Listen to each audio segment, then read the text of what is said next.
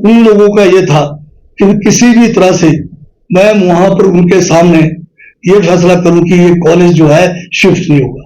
वो जो है एक दबाव बनाकर जोर जबरदस्ती से मुझसे फैसला चाह रहे थे कि मैं जो है वहां पर अनाउंस करूं। मैंने कहा कि मैं अकेला जो है इसका फैसला नहीं ले सकता, ये फैसला सरकार लेवल पे हो चुका है शिफ्टिंग का। आप अपना ज्ञापन मुझे दीजिए, मैं इस ज्ञापन को जो है सरकार के समक्ष रखूंगा और उसके ऊपर विस्तृत चर्चा के बाद जो भी फैसला होगा वो आपके सामने होगा। परंतु ये लोग जो है जोर जबरदस्ती करते हुए नारेबाजी करने शुरू कर दिया वहां पर, और मुझे कहते हैं कि आप जब तक यहाँ पर जो है अनाउंसमेंट नहीं करोगे हम जो है यहाँ से नहीं जाएंगे। पर मुझे जो है मीटिंग मैंने जो उपले मंजिल में ऐसे वो जो रेस्ट हाउस है चुनाव का, एक महल से कम नहीं है, 25 कमरे हैं, बड़े बड़े हॉल है। वो शायद जयराम जी की कुछ सोच ही ऐसी नहीं होगी, बच्चों के हॉस्टल बना देते तो ये शिफ्टिंग की जरूरत ही नहीं आनी थी। पर वो जो है ज्यादातर रेस्ट हाउसों में विश्वास करते हैं उस किस्म का। तो मैं जब उधर मीटिंग के लिए चला गया, वो लोग नारेबाजी करते रहे निचली मंजिल में। ऊपरी मंजिल में अधिकारियों के साथ, जिसमें कोई 50 से ज्यादा हर विभाग के अधिकारी और कर्मचारी उपस्थित थे, हमने अपने जो है जो भी रिव्यू की मीटिंग थी उसको विस्तृत तरीके से किया, और जहां जहां हमें लग रहा था कहीं तेजी करने की जरूरत है, कहीं हमें जो है अन्य और तरीके से काम करने की जरूरत है, सब बातों का जायजा लिया और मीटिंग हमने बर्खास्त की। उसके बाद कहीं 4 साढ़े 4 बजे हम लोगों ने जाके लंच किया हुआ। उसके बाद जब मैं जाने के लिए, क्योंकि मेरा अगला कार्यक्रम मेरा जो है ये जो है गोहर के अंदर था, वहां भी मैंने एक इसी बात को लेकर मीटिंग रखी थी जहां पर बाढ़ के जो पीड़ित लोगों की। तो जब मैं जाने के लिए बाहर आया तो उन्होंने चारों तरफ से जो मेरी गाड़ी है उसको घेर रखा था, मुझे गाड़ी में बैठने नहीं दिया गया।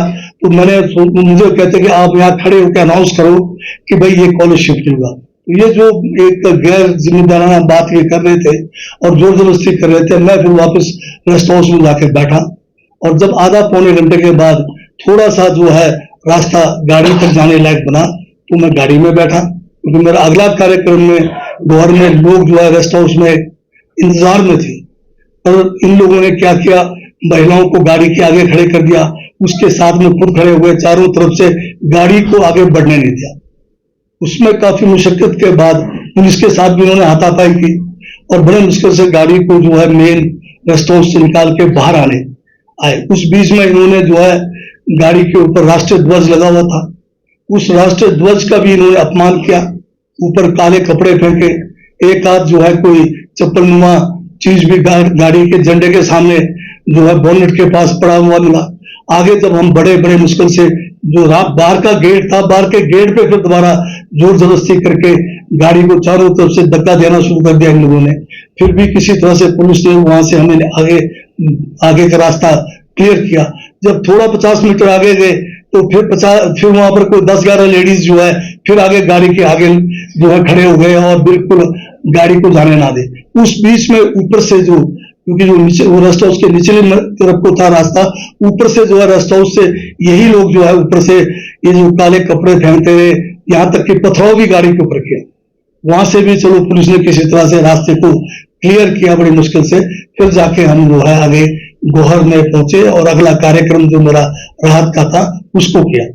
अब इस सब में मुझे केवल इतना कहना है, हम जो है राहत के लिए, चाहे वो सिराज का क्षेत्र है, चाहे धर्मपुर का क्षेत्र है, चाहे चंबा का क्षेत्र है, हमने बिना भेदभाव जो है तुरंत जिस दिन ये घटनाएं घटी, माननीय मुख्यमंत्री ठाकुर सुखविंदर सिंह सुक्खू जो 24 घंटे के अंदर धर्मशाला से जो है सबसे पहले धर्मपुर पहुंचे, धर्मपुर के बाद थुनाक और जंजाली के क्षेत्रों में गए, सारे राहत कार्य उन्होंने तुरंत शुरू कर दिए। यहाँ तक जहाँ संभावनाएं थी हेलीकॉप्टर से राशन तक भेजा, एनडीआरएफ एसडीआरएफ सबको हमने जो है प्रेस किया और बड़े तेजी से काम हुआ। मौके पे लोग जो है इस राहत कार्यों से पूरा संतुष्ट है।